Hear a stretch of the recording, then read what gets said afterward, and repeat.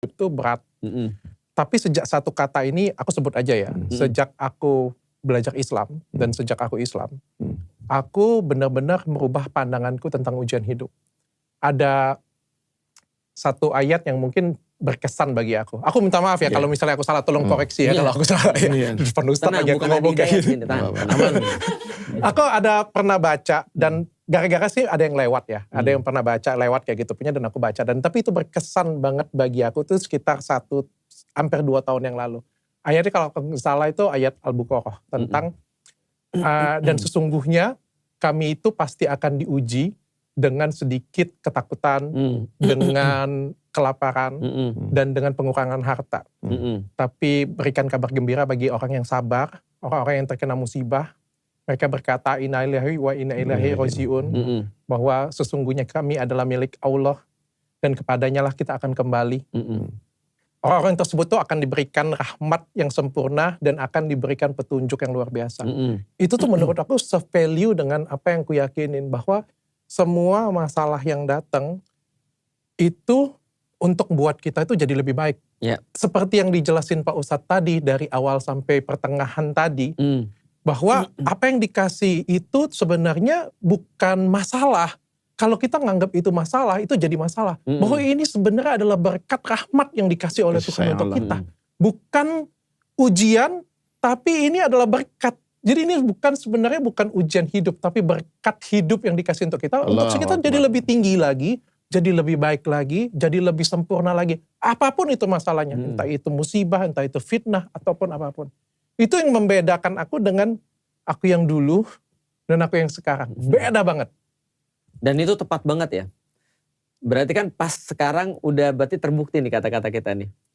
Kan ketika Dr. Richard udah memutuskan belajar Islam lah. Setidaknya orang tahu belajar Islam, nanti itu urusan urusan Ustadz Dery ya. Barusan udah ngomong sendiri. Udah ngomong sendiri. Aku mau nagih janji udah duluan nih. Iya, tapi kan nanti ada khusus kan. Aku mau nangis tadi sebetulnya, tapi ada ini bidadari. Nah jadi itu kan pas banget kan. Pas akhirnya baru kemudian kebuka. Terus kemudian dapat fitnah kan. Dapat masalah-masalah. Macam-macam. Tapi aku gak jadi masalah Pak Ustadz. Bedanya kayak gini ya. Ketika dulu aku tuh ngerasa dulu tuh hidupku sempurna. Aku punya semuanya. Aku punya uang, aku punya keluargaku bahagia, aku punya perusahaan besar, aku punya semuanya. Hidupku tuh sempurna. Keluargaku baik dan silakannya aku tuh berpikir semuanya ini terjadi karena aku. Allahu Akbar. Aku yang hebat, aku yang keren, aku yang luar biasa, aku yang pintar semuanya.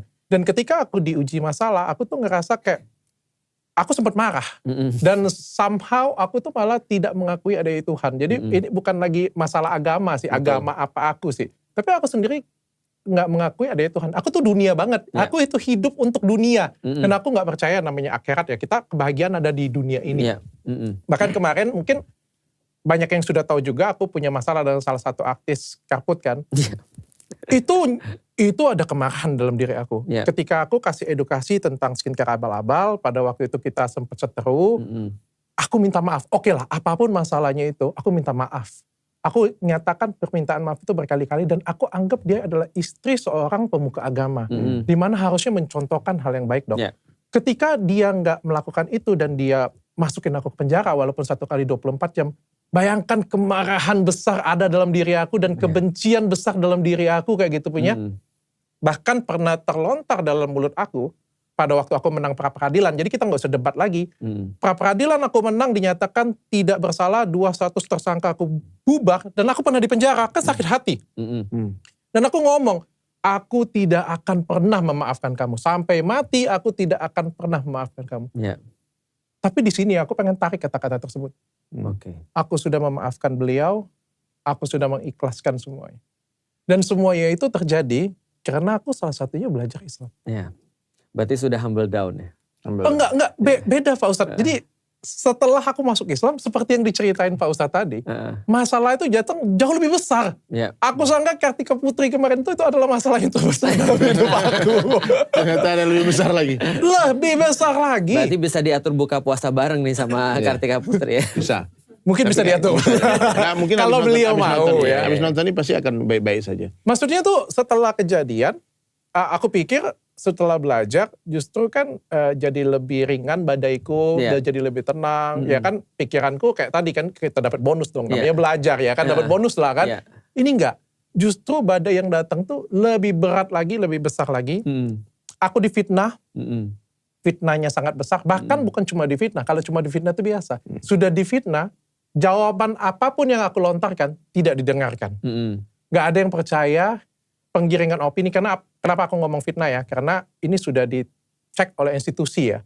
Karena kan kalau kita ngomong aku benar, Ko Felix benar, Ustadz Dery benar, ya semuanya ngerasa benar semua ya. Tapi kan yang paling bijaksana adalah kita kasih institusi berwajib yang mengecek semuanya, dan mereka menyatakan semuanya fine-fine saja, nggak ada masalah. Pihak berwajib juga polisi sudah ngecek semuanya fine-fine saja ya. Bagi aku itu sudah Cukup. Tapi apapun yang terjadi, semua fitnahan, semua apapun yang datang, aku justru jadi lebih tenang. Jadi lebih bijaksana, jadi lebih apa ya, nggak marah. Iya. Justru Sudah upgrade. aku, Pak Ustadz, aku tidak benci sedikit pun dengan orang tersebut. Allahu Akbar. Demi Tuhan, demi Allah, aku tidak benci sedikit pun dengan dia. Bahkan sebut nama dia, aku nggak ada kebencian sedikit pun. Gila kan? Iya. Dan aku tidak, bayangin ya, waktu zaman Karpet dulu, berapa banyak aku konvensi pers.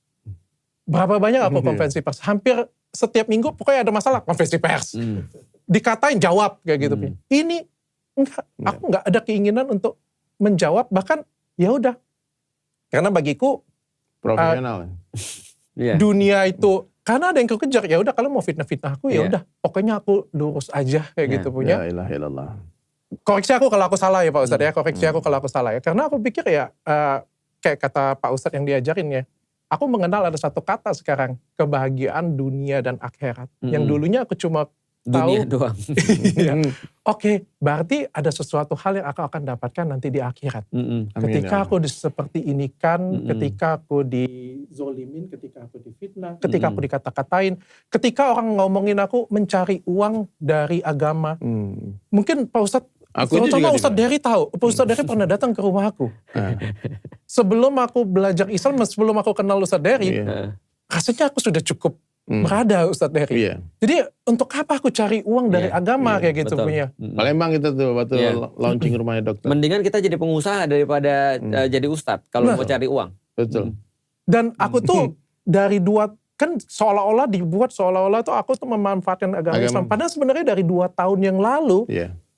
aku Saya- sudah belajar, aku sudah login apapun lah itu. Dok, aku mau tanya dong, apa alasannya 2 tahun dokter itu rahasiakan dan ngomong selesai. Iya, iya. Sebetulnya ini aku ngomong nih di Ini depan dokter. ini klarifikasi yang resmi ya. Resmi ya. Kalau kemarin kan baru IG. Betul, baru IG aku sendiri aja tuh karena aku tuh aku putuskan sendiri untuk mengumumkan nih karena ini orang nih betul nggak Islam sih. Iya. Aku coba ngomong bantah nggak? Kalau bantah kan nggak jadi ya. Sama berarti minta maaf berarti. Jadi diam kan. Ustadz Dery yang klarifikasi yang di tag aku. Jadi gini, sallallahu alaihi Nabi. Jadi waktu itu, nih klarifikasi. Pertama kenal Dr. Richard, aku diundang podcast. Gara-gara Gus Samsudin dulu kan. Ya, betul. Nah, heboh itu. Itu jauh ya sebelum download. Jauh. Karena kan jauh. orang kayaknya melihat Dr. Richard itu Belajarnya di kayak download. belajar kan di download. Ya. Itu jauh sebelum download ya. 1 tahun sebelum download. 1 tahun. Pas Samsudin berarti Iya. ya. Jadi itu podcast kita itu daging semua omongannya. Dr. Richard tuh adabnya, hati-hati. Sebelum minta maaf dulu, takut salah kan. Ya. Saya bilang ya. Dan waktu itu saya sempat ngomong mau bangun masjid. Dan Dr. Richard waktu itu langsung declare mau dari kecil, dari dulu tuh aku pengen bangun masjid. Kan. Dalam hatiku nih, wah hatinya udah cinta sama Islam. Kan. Nah, dalam hati, tapi gue langsung doa. Waktu itu aku ngajak Dr. Richard masuk Islam, tapi gue doa ya Allah jadi berilah hidayah Dr. Richard. Ya Allah. Amin. Terus ngobrol terus. Coba boleh teman-teman dicek lagi ya podcast pertama kami waktu itu. Dan sudah ada nada-nada Dr. Richard tuh mau login, mau masuk Islam. Akhirnya kami ketemu lah di Palembang. Akhirnya Dr. Richard Lee bangun masjid lah dengan nominal yang luar biasa menurut saya waktu itu. Karena tidak ada satu orang muslim pun yang berdonasi senilai sebesar itu. Nah, aku bikin kaligrafi di Masjid Baitur Rahman Palembang. Terus waktu itu Dr. Richard juga masuk ke masjid. Dan saya cerita waktu itu, ini kalau dokternya muslim membantu itu manfaatnya dunia akhirat, bukannya di dunia. Kalau ini di dunia aja, kalau bukan Islam berbuat kebaikan di dunia aja. Dan waktu itu habis itu lama kemudian aku diajak lah makan kulineran, mau ke makan pempek, makan apa lagi dok? Es kacang. Es kacang. Mie celor. Di es kacang itu, aku live TikTok. Aku masih ingat tempatnya es kacang Aku soalnya. live TikTok. Dan waktu itu terang-terangan aku bilang, nih teman-teman aku lagi sama Dr. Richard Lee. Dia sudah ikut bantu bangun masjid, kebaikannya banyak. Aku diikram, aku dimuliakan di sini.